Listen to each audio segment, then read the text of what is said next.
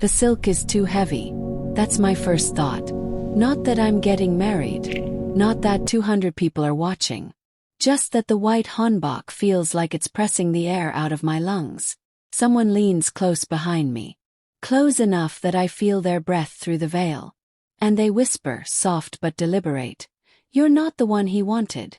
The words slide under my skin like a blade. I don't turn around. I don't ask who said it. Because I already know it's true. Across the room, my sister is crying.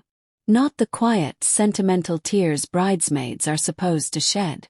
Her shoulders are shaking. She won't look at me. When our eyes almost meet, she looks down instead, gripping the bouquet so tightly her knuckles have gone pale. The music starts. Traditional. Low. Controlled. I take one step forward. The doors to the ceremonial hall open wider. The guests rise. Politicians. Executives. Men who never smile unless there is something to gain. At the end of the aisle stands Kim Jae-wook, 35. Untouchable. The man newspapers pretend is only a businessman. His expression doesn't change when he sees me. No relief. No regret. Just calculation. My father moves beside me. His hand on my arm is firm. Possessive. I hear it again, this time not whispered. Two women behind a folding screen. He preferred the younger one. But tradition forced this. Another voice, lower. He settled. My pulse stumbles. Keep walking. Because stopping would mean confirming it. And I will not collapse in front of this room. The air smells like incense and money. I can feel Jae-wook watching me now. Measuring. Assessing. As if I'm a contract being finalized. My sister's crying grows louder for a second before someone hushes her. The priest begins the formal words. Kneel. I bow. I pour the tea with steady hands even though my fingers feel numb. When Jae-wook lifts the veil from my face, his eyes lock onto mine. There is something there. Not softness. Not affection. Something sharper. You understand this is necessary. He murmurs so only I can hear. Necessary. Not wanted. Not chosen. Necessary. My throat tightens. Of course, I reply. My voice doesn't shake. I refuse to give him that. The ceremony continues. Oaths. Formal vows. Applause that sounds rehearsed. I feel like I'm watching another woman perform my life. When we stand side by side for the final blessing, I sense it. Shift. Not in him. In the room. Power settling into place. This is not a romantic union. It's a strategic alignment. My father looks satisfied. My sister looks shattered. And Jae-wook. He looks calm. Too calm for a man who just married the wrong woman. When the officiant declares us bound, his hand wraps around mine. Firm. Controlled. A statement. Cameras flash. I hear another whisper ripple through the guests. The younger one would have suited him better. My spine straightens. I turn my head slightly toward him. Do you regret it? Ask quietly. His grip tightens just enough to hurt. Regret is inefficient. That's not an answer. The reception begins immediately. Laughter swells. Glasses clink. I move through the crowd beside him like an accessory. Every introduction is a reminder of what he is. Chairman Kim. Director Kim. The man who controls the eastern ports. I notice something else. Security has doubled. Men I didn't see earlier are positioned near the exits now. Watching. Always watching. This isn't just a wedding. It's a message. I finally catch my sister alone near a column. Her eyes are red. I'm sorry, she whispers before I can speak. I didn't know he would, she stops. I study her face. Beautiful. The kind of beauty men choose. Did he say something to you? Yes. She hesitates. That hesitation says everything. Before she can answer, a shadow falls over us. Jae-wook. The car is ready, he says calmly. Ready for what? The honeymoon. The transfer of property. I look at my sister one last time. She looks terrified. Not of me. Of him. As we walk toward the exit, I hear raised voices behind us. Low. Urgent. One of his men approaches him quickly and whispers something in his ear. For the first time tonight, Jae-wook's composure flickers. Just a crack. His eyes sharpen. His hand moves from my waist to my lower back, possessive, protective, or claiming, I can't tell. Change of plans, he says softly. We're not going to the penthouse. The music inside falters for half a second before resuming. Outside, black vehicles line the street. Engines already running. I glance back at the hall where my sister still stands framed in golden light. A wedding that was supposed to be hers. Sirens wail faintly in the distance. Not close, but not far either. I look up at my new husband. What's happening? He doesn't look at me. Someone is unhappy with our choice. The doors of the car open. Security closes in around us. As he guides me inside, I realize something cold and undeniable. He may have settled, but someone else thinks he made a mistake. And mistakes in his world are corrected with blood. Car doors shut, engines roar. And as we pull away from the wedding that shouldn't have been mine, one question burns through me. Why would a man that powerful accept the wrong sister? The elevator doors close behind the last of the security detail, and the penthouse settles into a silence that feels engineered. Floor-to-ceiling glass. City lights bleeding into polished marble. Cameras disguised as recessed shadows in the ceiling corners. 2 guards stationed outside the private corridor. Another on the terrace. The wedding music is gone. What's left is structure. He removes his cufflinks slowly, placing them on the obsidian counter as if he's concluding a meeting, not beginning a marriage. I didn't choose you, he says without looking at me. The words aren't cruel. They're procedural. I set the bridal bouquet down on the table between us. You didn't have to. That makes him look up. Just slightly. Enough to register that I didn't flinch. He studies my face like he's trying to locate instability. He won't find it. Not tonight. He walks toward the glass wall overlooking the river, hands clasped behind his back. This alliance was necessary. Your family stabilizes a shipping route I can't publicly control. Necessary. Stabilizes. Control. Every word is a transaction. I move to the bar and pour water into 2 glasses without asking permission. I hand one to him. He doesn't thank me. If this is a contract, I say evenly, we should outline expectations. Was. The faintest exhale through his nose. You think you have terms. I think I have visibility. I glance toward the hallway where a camera lens catches the light. And visibility is leverage. He turns fully now. The temperature in the room shifts. Not louder. Sharper. Rule 1, he says, stepping closer. You do not leave this residence without my security team. I nod once. Rule 2. You will not discuss internal matters with your sister or father.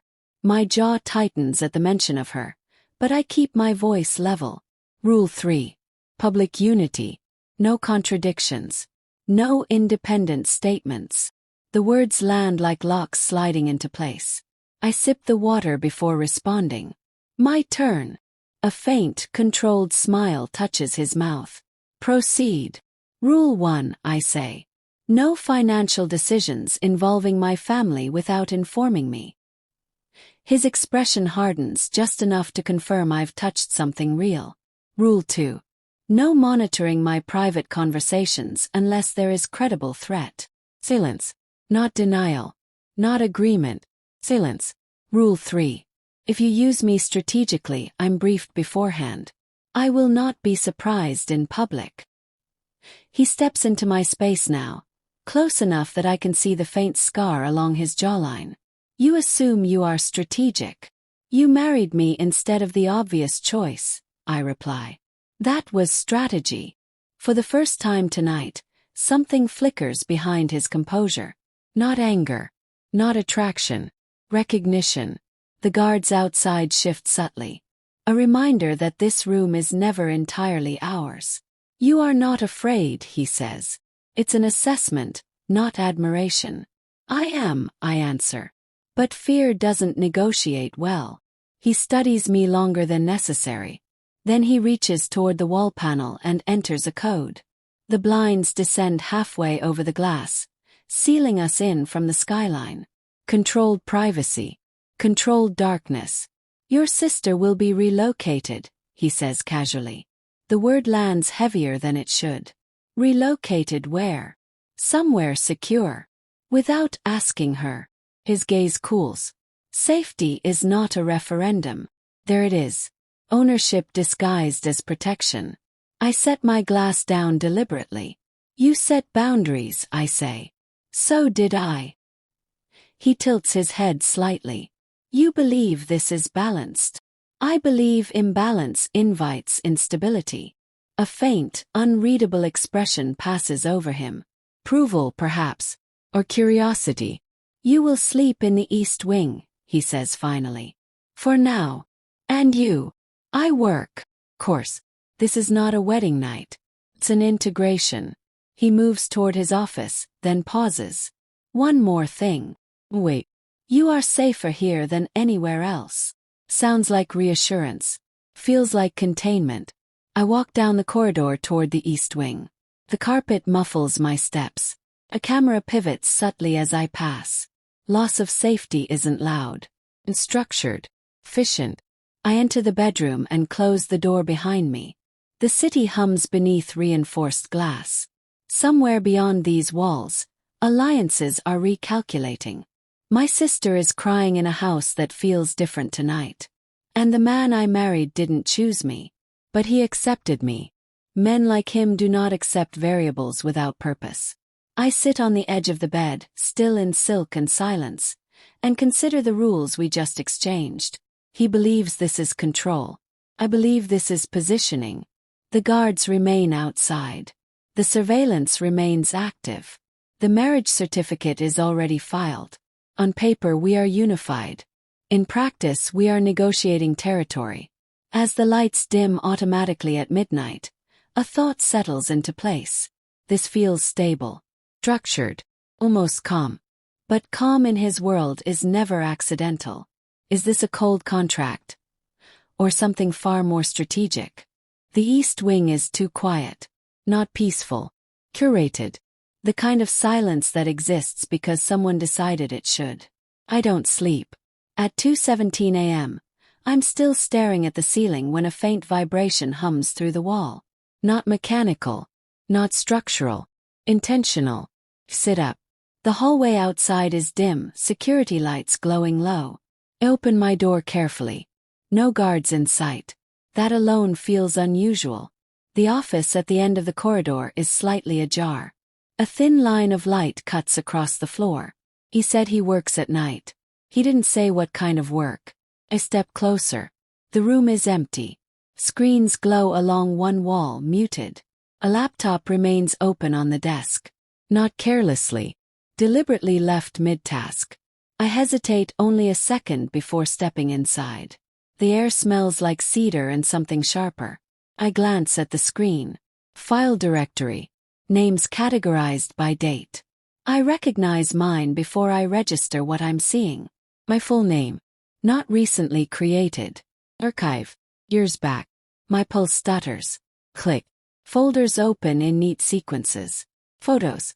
Surveillance stills. Me leaving university. Me entering a gallery opening 3 years ago. Me walking alone after work. Not recently. Not because of the wedding. Long before. Long before my sister was ever mentioned in negotiations.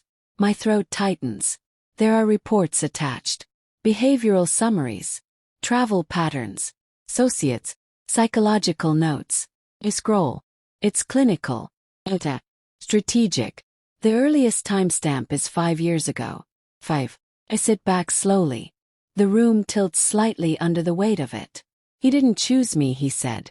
Necessary, he said. My hand moves almost automatically to another folder labeled family. My sister's file is thinner. Parse. Recent.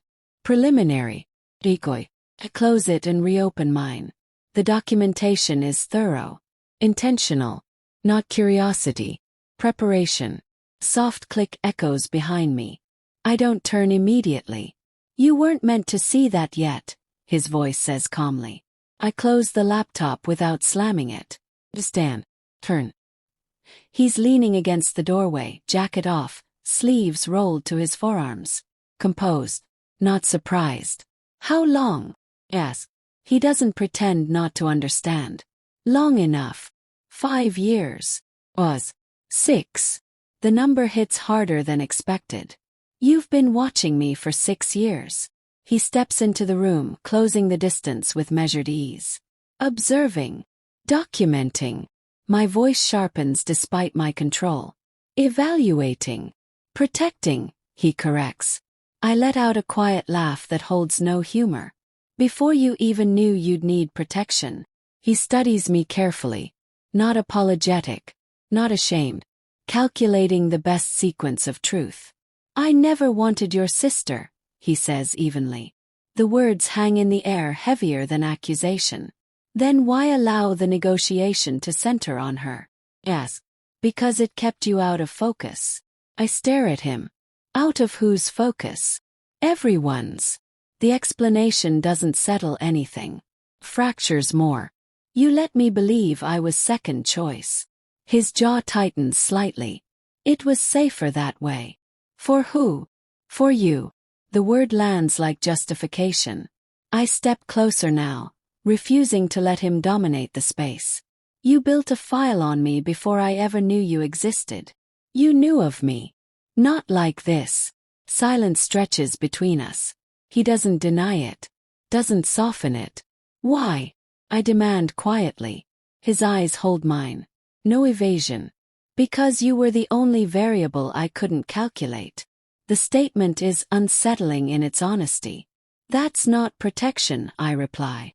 That's obsession. A flicker crosses his face. Brief. Controlled. Obsession is inefficient, he says. Interest is not. You married me. Yes.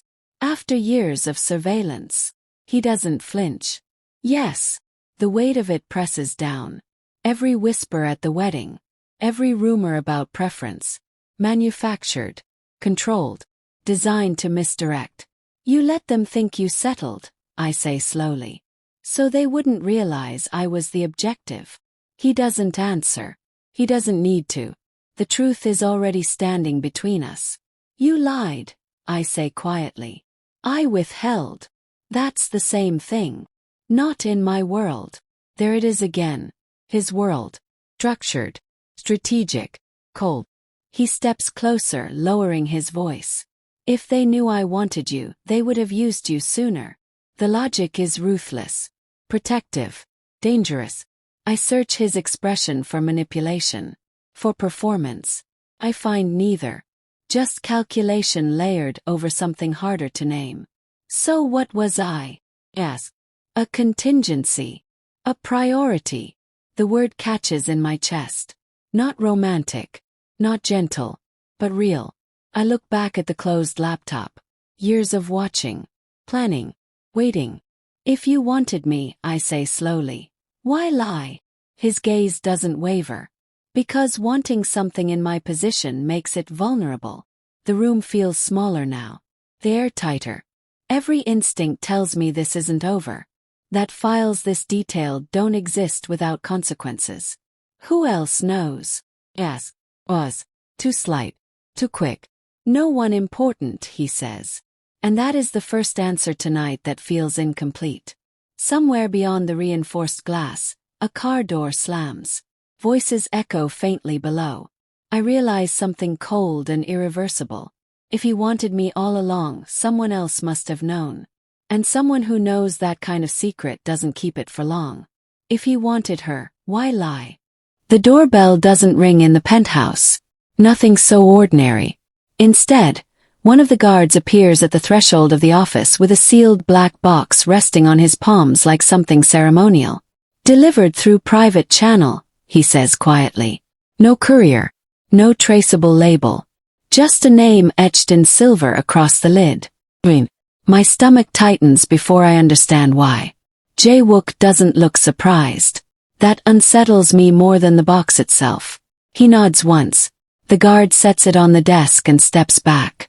No one else leaves the room. I stare at the box. It's wrapped in traditional wedding silk. Every clean, deliberate. Open it, Jae-wook says calmly. Not a request. I don't move. He steps forward instead and lifts the lid with steady fingers. Inside sits a small bridal doll dressed exactly like I was hours ago. The same silk, the same veil. A thin ceremonial knife pierces straight through its chest. The blade is real, sharp, precise. There is a folded note beneath it. Jae-wook removes the doll first. The knife slides free with a soft, intimate sound. Swallow. He hands me the note. My fingers feel colder than the room. 2 words written in careful black ink. Wrong sister. The air changes. No longer curated. Charged.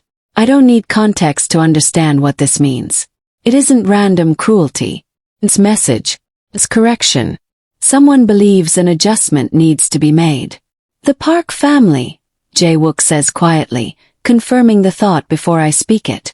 The name hits heavier than expected. They were mentioned during negotiations. A rival lineage with quieter power but deeper resentment. They opposed the alliance, he continues, voice even. They preferred your sister. My pulse stutters. Because she was easier. Because she was predictable. The guard behind him shifts slightly. I realize security has doubled since the wedding. The cameras feel closer. This was always a risk, he adds. Not defensive. Informational. I look at the doll again.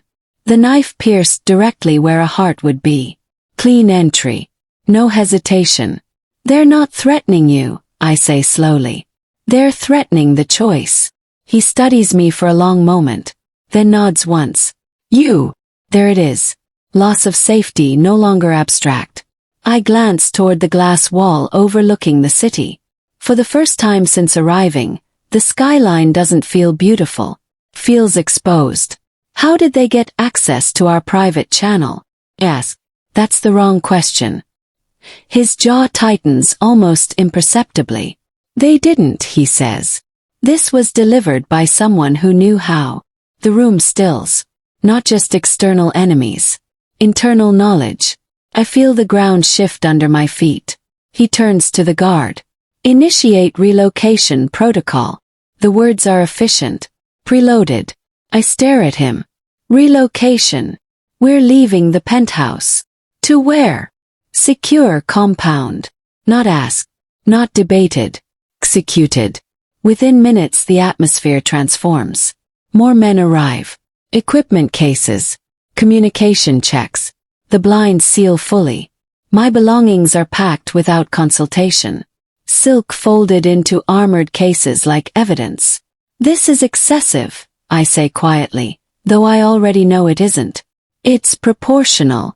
He steps closer, lowering his voice. They wanted the predictable sister. They did not anticipate you. And that unsettles them. Yes. A strange realization creeps in. They aren't just angry about the marriage. They're recalculating because of me. I didn't start this, I say. No, he replies. But you accelerate it. The convoy downstairs is ready in under 20 minutes. The efficiency is unsettling. As we move toward the private elevator, I glance back at the desk where the doll remains. The knife still embedded. Leave it, he orders when a guard reaches for it. It's evidence. Of what? Intent. Or inevitability. The elevator descends into a private garage lined with armored vehicles. Engines already running. I notice something else. Snipers positioned across the street on rooftops. This isn't caution. It's escalation. He guides me into the car with one hand at my lower back. Protective. Possessive. I can't tell which anymore. You're not afraid, he says quietly once the doors close. I am, I answer honestly. But fear doesn't change what they've decided. The convoy pulls out into the night. Sirens wail faintly somewhere distant, though I don't think they're for us. The city feels different from inside armored glass. Smaller. More fragile. They think replacing you restores balance, he says. They're wrong. Why? Ask. His gaze doesn't leave the road ahead. Because I won't replace you. The words land heavier than the threat. Not romantic. Resolute. Outside, the skyline fades as we drive toward the outskirts where the secure compound waits. Concrete walls. Perimeter fences. Controlled entry. I watch the city disappear behind us and realize something irreversible has already happened. I am no longer incidental to his world. I am central to the conflict reshaping it. The gates open slowly, hydraulics hissing like something mechanical breathing. As the car passes through and the walls close behind us, one thought settles cold and immovable. Did marrying her start a war? The compound is quieter than the penthouse. Not softer, just heavier. Concrete walls, reinforced glass, men who don't blink when they look at you. My wedding silk has been replaced with neutral clothes delivered without asking. Even the air feels filtered. I stand in the center of the secured living area while technicians sweep for trackers. The doll was not just threat. It was announcement. Jae-wook enters from the adjoining briefing room with a tablet in his hand. His expression is composed, but something behind it has shifted. Not anger. Calculation under pressure. You deserve context, he says. Turn slowly. I deserve honesty. He doesn't argue. That alone tells me this conversation is different. He places the tablet on the table between us and activates a file. Park family archives. News articles buried deep. Marriage records. Obituaries. Women who married into the Park lineage and died within 3 years. Car accidents. Balcony falls. Allergic reactions in private estates. All ruled unfortunate. All consistent. My stomach tightens. They prefer structured unions, he says evenly. Structured. Controlled. I scroll. A photograph of my sister appears. Younger. Smiling. At a charity event 2 years ago. The park heir standing beside her. His hand positioned slightly too possessively at her waist. They wanted her, Jae-wook says. Not for alliance. For containment. My breath slows deliberately. Containment of what? Influence. I look up sharply. My sister has no influence. Your father does. The words land harder than expected. He swipes to another document. Financial ties. Quiet investments. Shipping lanes connected to park-controlled ports. The marriage proposal wasn't about affection, he continues. It was leverage. A forced alignment disguised as ceremony. And you intervened. Yes. The answer is immediate. I search his face for pride. There is none. Only certainty. So you married me instead. Because they didn't anticipate it. My pulse quickens. You made yourself the obstacle. Correct. Sounds like strategy. But something beneath it unsettles me. Why not refuse entirely? Yes. Was. Like. Controlled. Refusal would have accelerated their claim. The room feels colder. On her. On your family. The implication unfolds slowly. If he hadn't stepped in, negotiations would have cornered my sister. Pressure would have increased. Accidents would have followed. You think they would have forced it? I know they would have. Silence stretches between us. I stare at the screen again. The pattern is undeniable. Women entering the Park household disappearing quietly. No scandal. No noise. Just absence. You married me to block them, I say slowly. Yes. Without telling me. Telling you would have placed you in direct opposition to your father. The word hits sharper than the rest. My father. Jae-wook doesn't look away. He was aware. The ground shifts. Aware of what? Of the park's intentions. My hands go still. No. He believed alignment with my family was preferable. The sentence is clean. Surgical. I step back as if distance will soften it. He approved this. He positioned for it. The memory of my father's satisfied expression at the ceremony replays with new clarity. The urgency. The insistence. The way negotiations pivoted at the last moment. My sister's name removed. Mine inserted. Not mistake. Not mercy. Design. He traded me, I say quietly. Uwook's jaw tightens. He secured you. By transferring risk. My voice doesn't rise. Doesn't need to. The truth is loud enough. The Parks would have tightened their grip over time, he says. Under my name they cannot. Under your name, I repeat. The phrase tastes different now. I am not the only one who calculates, he adds quietly. That lands heavier than accusation. It is acknowledgement. My father knew the Parks' history, knew their pattern, knew what kind of marriage they enforce. And he still entertained the proposal. Until a more powerful alternative emerged. Jae-wook wasn't rescuing me from nowhere. He was intercepting a negotiation already underway. You never wanted my sister, I say slowly. No.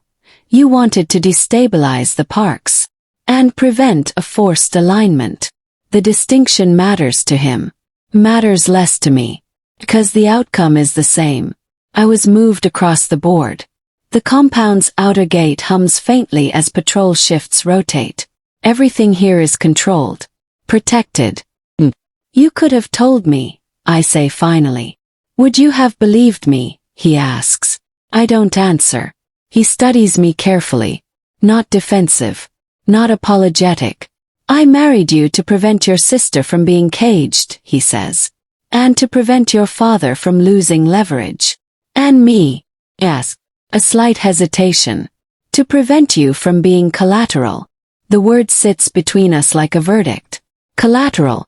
Not partner. Not priority. Variable in a larger equation. I move toward the reinforced window overlooking the perimeter wall. Floodlights sweep across the fence line rhythmically. If contained. Positioned. You saved her, I say quietly. Yes. And moved me. Silence confirms it. This wasn't protection born from affection. It was interception born from strategy. I turn back to him slowly. So tell me clearly. My voice is steady. Was I saved, or traded? The call comes at 6:12 a.m. Not through my phone. Through his. That alone tells me it isn't routine. I'm already awake. The compound never truly sleeps, and neither do I. I watch his expression change as he listens. Not shock. Not panic. Something colder. Focus narrowing. Where, he asks quietly. Was. Alive. Another pause. His jaw tightens just once. Secure the perimeter. He ends the call and looks at me differently. Not as wife. Not as variable. Consequence. Your father's car detonated leaving his office, he says evenly. The words don't land all at once. They fragment. Detonated. Father. Office. He's alive, he adds before I ask. Critical but alive. The room tilts. I don't remember moving, but I'm already reaching for the door. Two guards intercept instinctively. He nods once and they step aside. The convoy mobilizes within minutes. The drive to the hospital feels shorter than it should. Sirens slice through morning traffic. News helicopters already circle above the skyline. The blast wasn't quiet. It wasn't surgical. It was public. The hospital lobby is chaos. Reporters pushing against security lines. Camera flashes igniting the hallway. Nurses rushing past with blood-streaked scrubs. I see my sister first. Her hands are shaking. She looks smaller than she did at the wedding. He was leaving, she whispers when she sees me. She can't finish. I hold her shoulders steady. He's alive. She nods, tears spilling over. Behind me, Jae-wook speaks to the hospital administrator with calm authority. Private wing secured. Security doubled. Press contained. The control he exercises is immediate. Seamless. Terrifyingly efficient. A nurse approaches. You can see him for a moment. The hallway smells like antiseptic and smoke. When I enter the room, I barely recognize my father. Bandages. Monitors beeping in steady defiance of silence. His face is pale beneath the bruising. One eye swollen shut. He tries to focus when I step closer. You shouldn't be here, he rasps. Even now. Even like this. I lean closer so he doesn't strain. Who did this? Ask quietly. His gaze flickers toward the doorway where Jae-wook stands. Then back to me. They're accelerating, he whispers. Not an apology. Not regret. A warning. The monitors spike briefly before a nurse intervenes. I step back as they adjust his oxygen. My sister grips my hand tightly outside the room. This is because of the wedding, she says, voice breaking. She doesn't need confirmation. The timing is too precise. Too loud. Jae-wook steps forward slightly, lowering his voice so only we hear. The parks sent a message, he says. Not speculation. Assessment. They couldn't replace you. So they struck upward. Toward leverage. Toward blood. I look at him sharply. They could have killed him. They chose not to. That unsettles me more than death would have. This wasn't an assassination. It was escalation. A demonstration of reach. They touched your blood, he says quietly. The phrase changes something inside him. I see it clearly now. This isn't strategic tension anymore. It's personal territory breached. You said marrying me prevented them, I say. It delayed them. Honest. Controlled. This was always a possibility. My sister stares at him with something close to fear. Is this what your protection looks like? She asks. He doesn't respond. Because the answer is visible all around us. Armed guards in hospital corridors. Media speculation already broadcasting on screens above the reception desk. My father's name trending. My name adjacent. The war is no longer contained in boardrooms. It's in emergency rooms. Doctor approaches. He's stable for now. We'll need to monitor internal bleeding. Stable for now. The most fragile phrase in existence. I step outside to breathe. The morning air smells faintly of smoke drifting across the city. News vans line the street. Microphones angled toward any open window. This was retaliation, one reporter says into camera. Following yesterday's controversial marriage alliance. Not union. I feel Jae-wook beside me before I see him. This will not happen again, he says quietly. It isn't reassurance. Vow. You don't know that, I reply. He turns toward the hospital entrance where my sister stands alone. They miscalculated, he says. They believed pressure would destabilize us. Will it? Yes. His gaze sharpens. No, the simplicity of it sends a chill down my spine. Because men like him do not respond proportionally. They respond definitively. My phone vibrates with unknown numbers. Messages flooding. Threats disguised as condolences. I silence it. This is no longer negotiation, he says. It's declaration. I study his expression. Not fury. Not recklessness. Something far more dangerous. Resolve. The hospital doors slide open again and a nurse calls my name. My father's vitals are fluctuating. I move instinctively toward the entrance.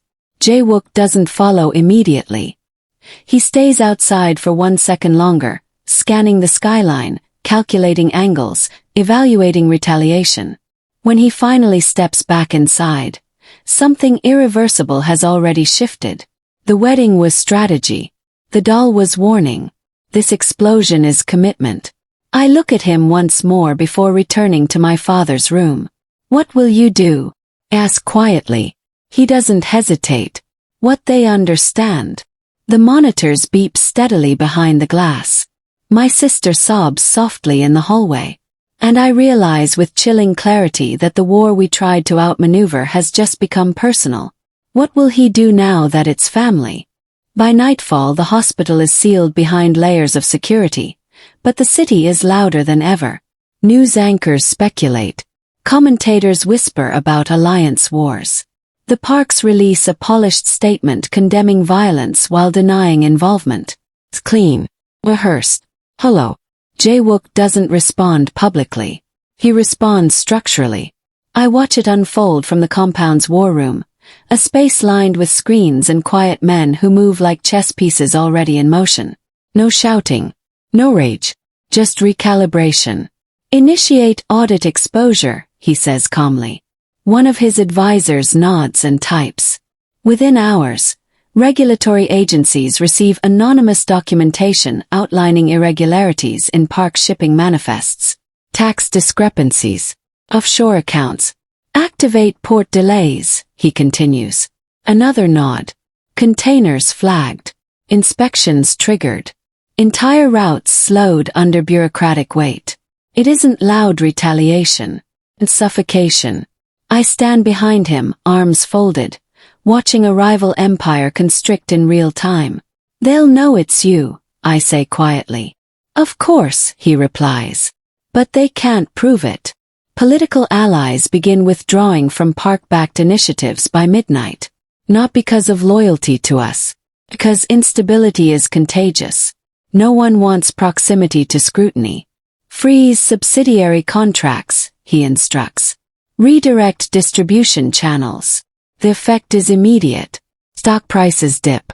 Investors panic. Interviews get cancelled. The park heir appears on a financial news channel looking composed but tight around the eyes. Temporary disruption, he says smoothly. It doesn't sound convincing. You're dismantling them without firing a shot, I say. They chose public escalation, he answers. Public responses follow. The strategy is elegant, ruthless, controlled. But victory has a smell to it. And tonight that smell is attention.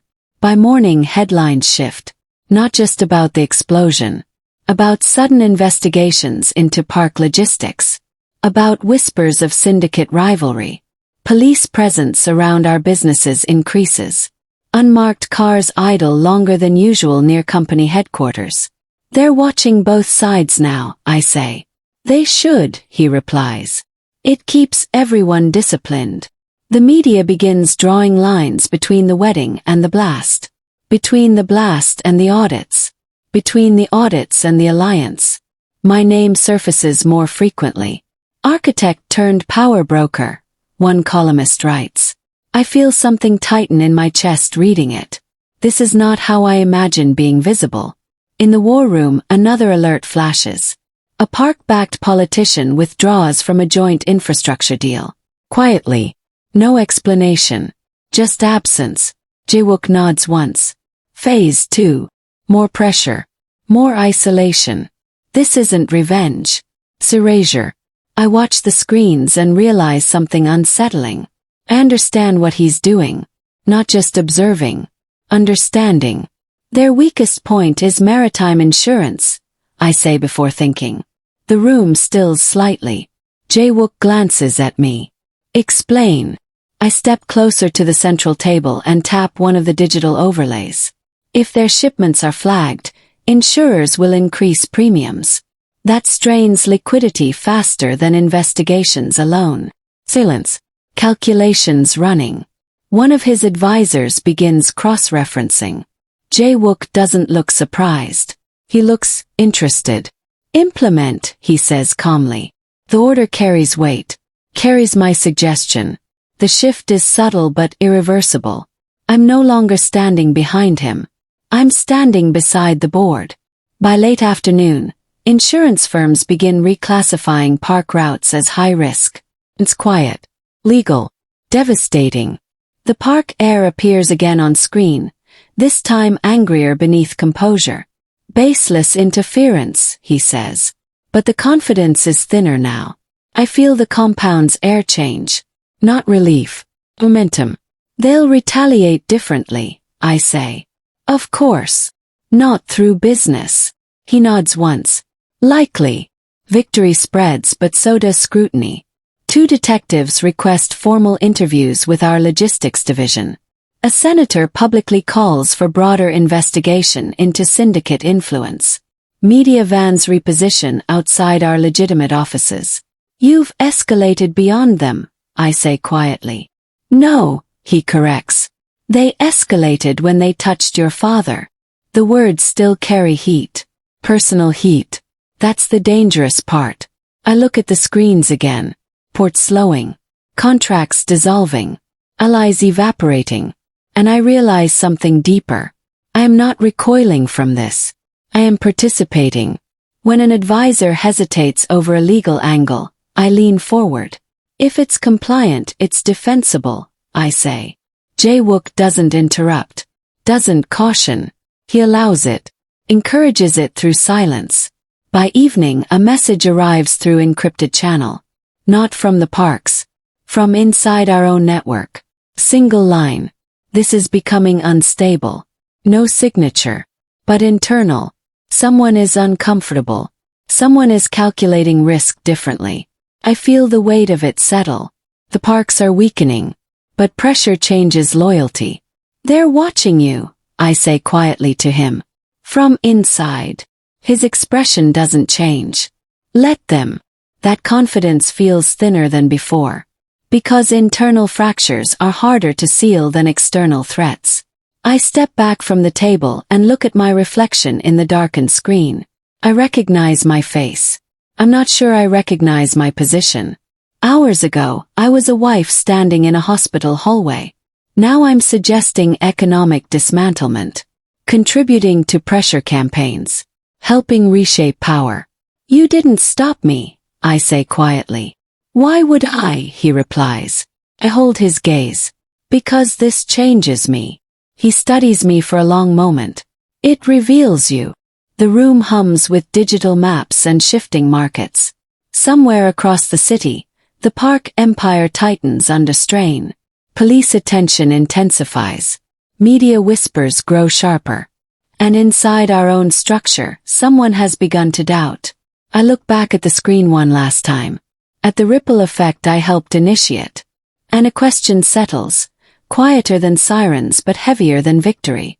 Is she becoming what she feared? The foundation gala was supposed to be symbolic. Clean money. Cultural restoration. Scholarships. The kind of public benevolence that softens headlines and confuses investigators. I stand beneath chandeliers in a midnight blue gown, speaking calmly about urban renewal while donors applaud. Cameras flash. My name sits comfortably on banners beside words like preservation and future. Across the room, park-backed investors watch with polite expressions and tightened smiles. They don't understand yet that this is not charity. It's architecture. I learned their insurance vulnerability days ago. But liquidity strain alone won't collapse them. They have reserves. Quiet partners. Contingency accounts. What they don't have is insulation against reputation erosion in elite philanthropic circles. I return to the compound after the gala without removing the smile from my face until the gates close behind us. In the war room I place a folder on the table. Their construction subsidiary, I say calmly. It's bidding on a government preservation project. Jae-wook studies me without interrupting. If the foundation withdraws endorsement and reallocates grants to a competing firm, their political backing fractures. An advisor glances up. That's indirect leverage. That's visibility leverage, I correct. No one funds instability. Silence. Calculation. Jae-wook nods once. Proceed. The word lands differently now. Not because he ordered it. 'Cause I anticipated it. Within 48 hours, the foundation shifts its public support. Press releases cite ethical alignment concerns. The rival firm wins provisional approval. Park construction stocks dip further. Their influence begins to feel brittle. I don't feel satisfaction. Feel clarity. The next move arrives uninvited. An encrypted message surfaces through internal channels. A mid-level park accountant has begun liquidating small sums from offshore accounts. Panic behavior. If he defects, he exposes patterns. If he disappears publicly, suspicion intensifies.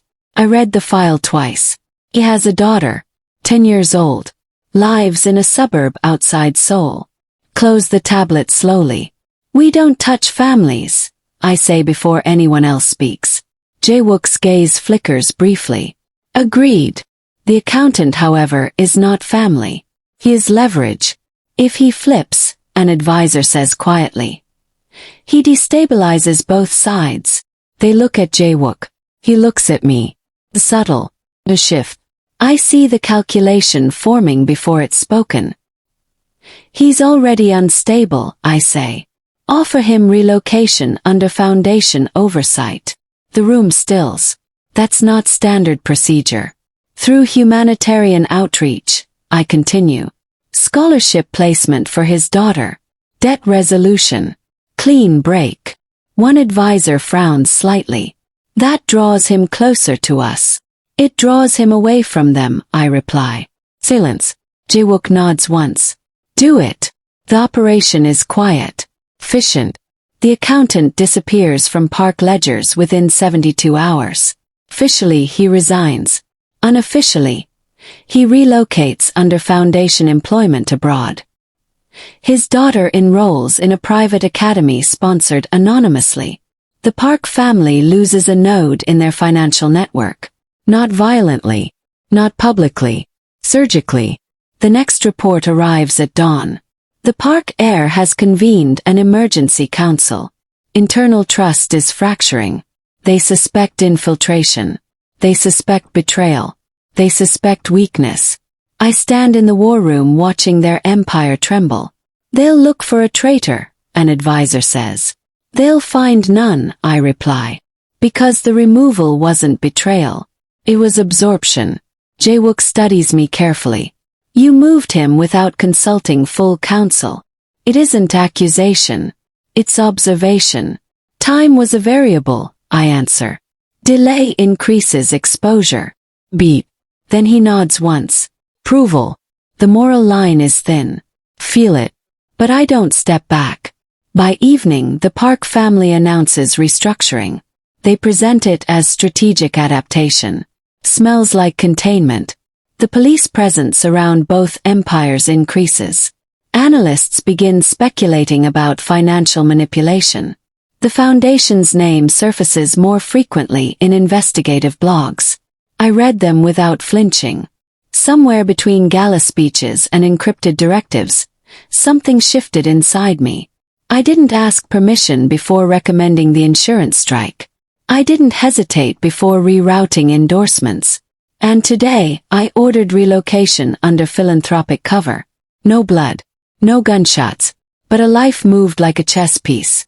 My sister calls late that night. You sound different, she says quietly.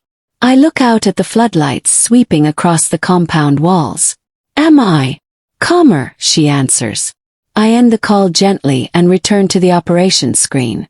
The Park heir appears in a private surveillance clip pacing his office. His control is thinning. His alliances narrowing. He's losing balance, an advisor murmurs. He's losing predictability, I correct. Jae-wook steps beside me, close enough that I feel the warmth of his presence without touch. You crossed a threshold, he says quietly. So did they. That wasn't the question. I look at him steadily. Then what is? He studies me a moment longer before speaking. When did you stop hesitating? I don't answer. Because I don't know the exact moment. The wedding. The explosion. The hospital hallway. Or the first time I realize strategy feels cleaner than fear. The accountant sleeps in a foreign city tonight, unaware of how precisely he was repositioned. The parks tighten security around their remaining assets. The police intensify monitoring. And I stand at the center of a structure I once feared, now shaping it deliberately. Somewhere along the way, innocence stopped being a defense. It became inefficiency. I glance at my reflection in the dark screen again. Composed. Calculating. Effective. And a question hums beneath the silence heavier than any siren. When did she stop being innocent? The compound alarms trigger at 2:08 a.m. Not a soft warning. Not a perimeter breach alert. Full intrusion protocol. The floodlights cut out first. Total darkness for half a second before emergency systems ignite in harsh white bursts. I'm already awake. I've learned that sleep inside fortified walls is lighter than it should be. The first gunshot cracks through the night before the sirens fully engage. not distant. Inside the outer gate. Move, Jae-wook says sharply, already pulling me from the bed. The hallway fills with guards in coordinated motion. Weapons. Short, precise commands. This isn't chaos. It's practiced. But the fact that they breached at all means something fractured. We move toward the reinforced stairwell instead of the elevator. They're inside, I say, not as question. Yes.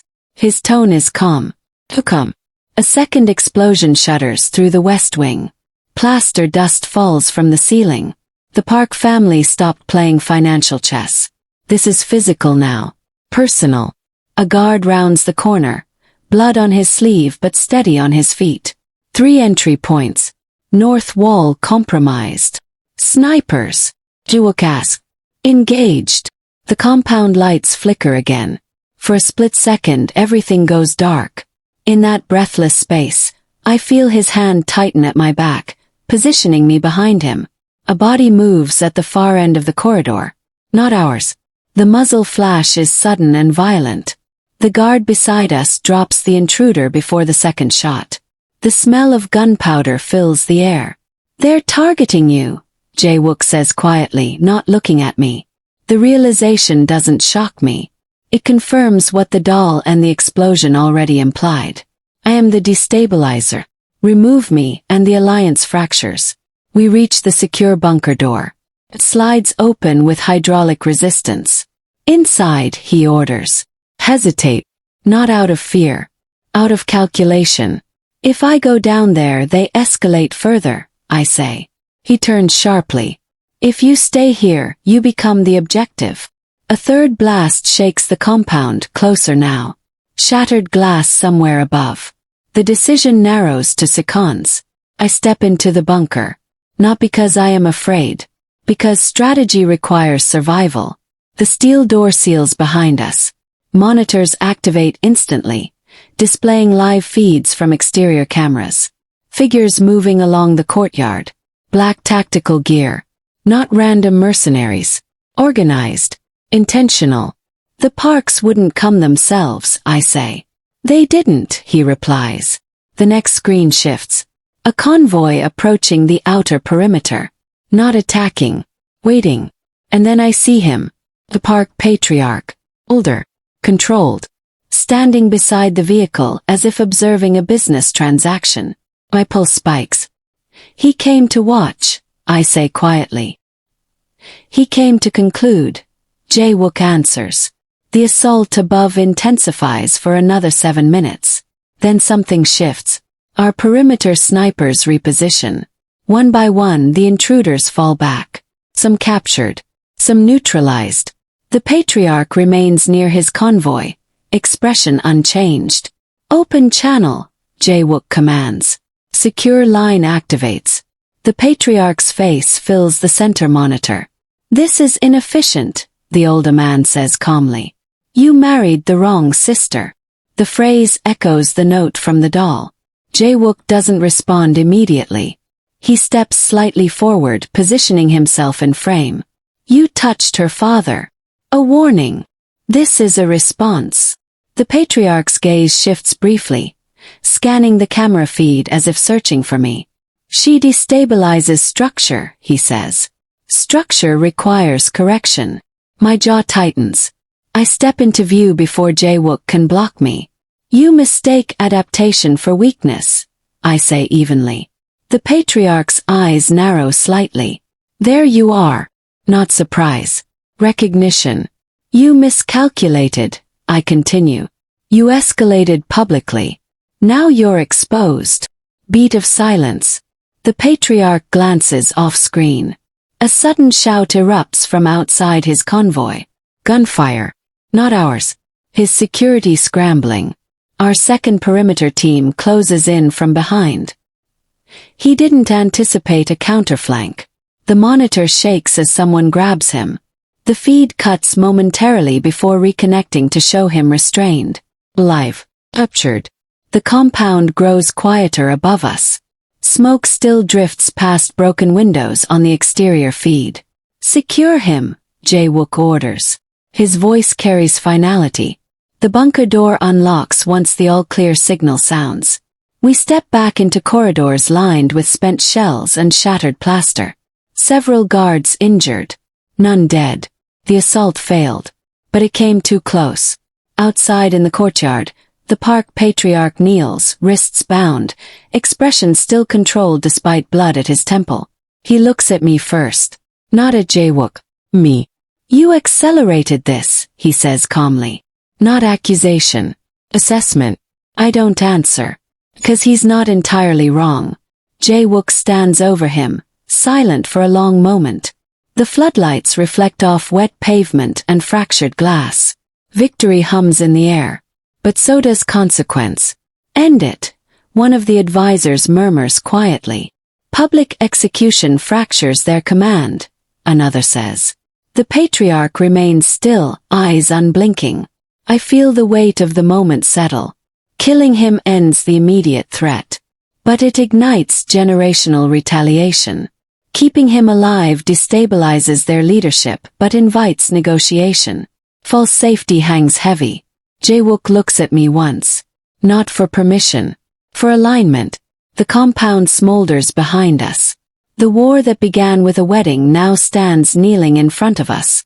And the question sharpens under the floodlights like a blade. Will he end it? Or escalate it? They don't execute him in the courtyard. That would be emotional.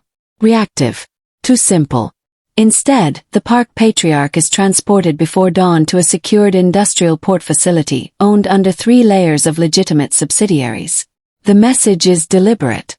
This will not be chaos. It will be restructuring. I stand beside Jae-wook as the families assemble inside the warehouse. Representatives. Silent observers. Men who built power through inheritance and men who built it through calculation. The patriarch kneels at the center of the concrete floor. Hands restrained but posture upright. He hasn't begged once. He won't. That's not his currency. Jae-wook steps forward without raising his voice. You targeted blood, he says evenly. You breached territory. The patriarch's expression doesn't shift. You destabilized balance first, he replies calmly. By choosing unpredictability. His eyes flick toward me. Not hatred. Recognition of consequence. Jae-wook doesn't argue the point. He pivots instead. Screens behind him activate. Financial documents. Regulatory notices. Seizure orders. Frozen assets. Your ports are under investigation, he continues. Your insurance revoked. Your political channels severed. Murmurs ripple through the gathered families. They've seen pieces of this already. Now they see the totality. It isn't just a capture. It's dismantling. This is not revenge, Jae-wook says quietly. This is removal.